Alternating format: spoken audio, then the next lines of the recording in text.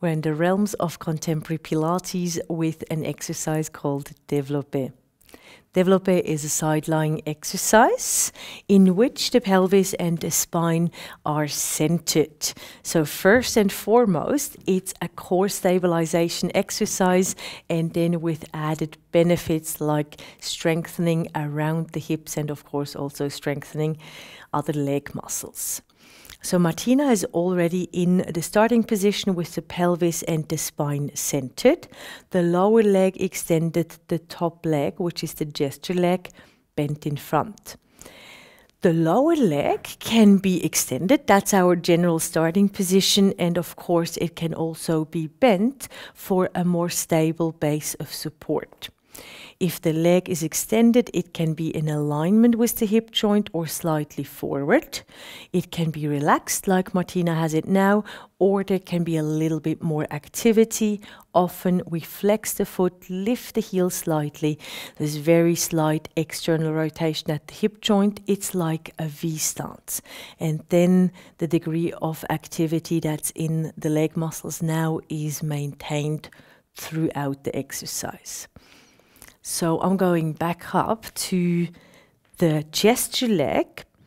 The gesture leg is flexed, or the hip joint is flexed, and it's also in adduction. So the hip abductor muscles are lengthened. The knee is on the floor. This is our general starting position, and for Martina that's very easy doable. So her pelvis is centered and the knee is on the floor. If the abductor muscles don't let go that much, or there are other reasons for not being able to put the knee all the way down to the floor, or the knee is on the floor but the pelvis is turned forwards, we do recommend to place something underneath the knee so the leg is supported. If nothing is around, the leg can be lifted, of course, but then the abductor muscles are constantly working. To start, that's one thing, and also you're kind of missing out on a really important element of the exercise, and that is the lengthening of the abductor muscles as you lower the leg. So right now they are lengthened, and then the first part of the exercise is engaging abductors to lift the leg and abduct it, and then we'll just do that one bit, which is the very beginning and the very end. And then in the end, we'll be going down. So the abductors work eccentrically to a neutral position in terms of abduction and adduction, and then all the way down into a adductor position. And that is very functional.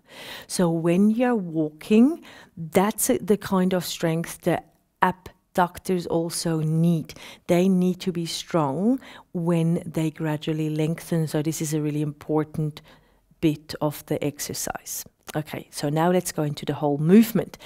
It is lifting the leg, abductors engage, and then also the gluteus maximus. So we have abductors, the gluteus medius, and the tensor fascia lata. Our focus is on the gluteus medius. Underlying there is the gluteus minimus, and then at the back we have gluteus maximus, hip extensor and external rotator. So we want all the gluteal muscles engaged, but that's not it. We also want adductor magnus. It's an adductor. It also has a hip extensor quality and the quality or the power, in that case, to spiral the inner thigh out and around. It's also a connection to the pelvic floor.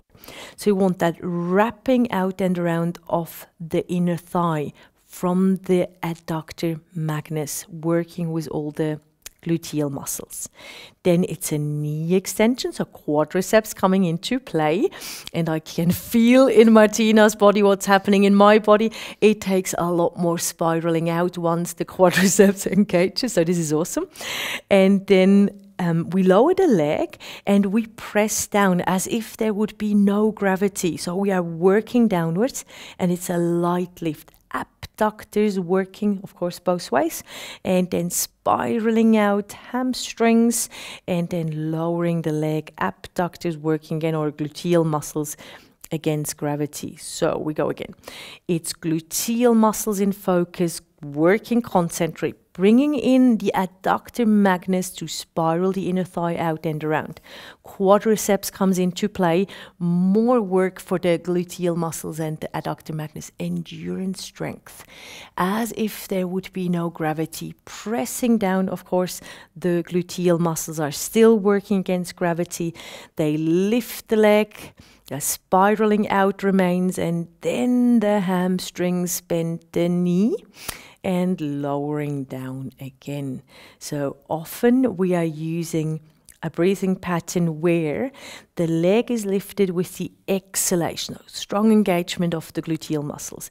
Then it's a lengthening of the back of the leg with the inhalation, point long leg.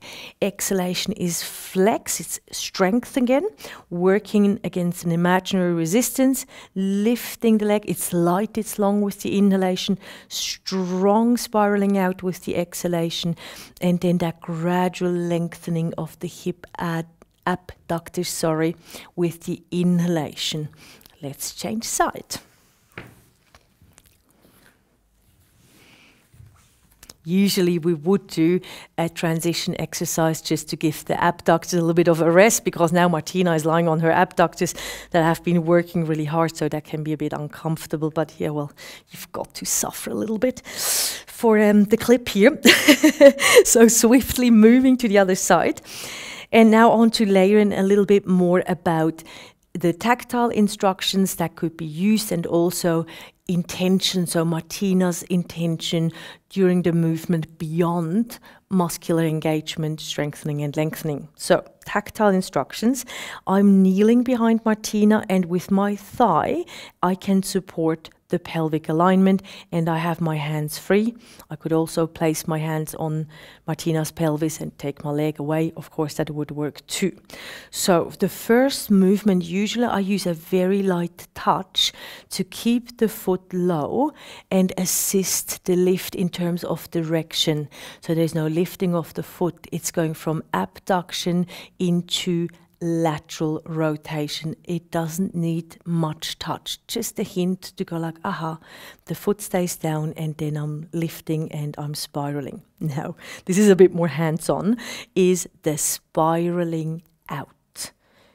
And then we keep it, I keep it. And then when Martina extends the leg, I could either just stay, or I can reach up and give her a sense of direction. This is out of the hip joint, especially from the back, length. And then I give that imaginary resistance. So Martina is pressing against my hand, and then lift, I assist the lift. So it's really light. And here's the good moment. Hold on. She wants to escape the good moment. So I'm spiraling out again. And now when Martina bends the knee, I just keep spiraling out to give her that sense. It's still wrapping out and around when the hamstrings engage, and then lowering the leg, and this is really light. So for Martina, she has, of course, very clear intention of what she's doing. So the lift is a spiraling out as she lifts. When she extends the leg, it's a reaching out to the back of the leg. Flex, she presses the leg away, presses down, and then it's a long lift, like a scooping up. And then the bending of the knee is combined with that spiraling out sensation, and then the leg is slowly lowered, and this works really well with the breath. So it's an exhalation, it's strong engagement, spiraling out, adductors connecting to pelvic floor. The inhalation is a reaching out, the lengthening. The exhalation is strength, so imagining that resistance.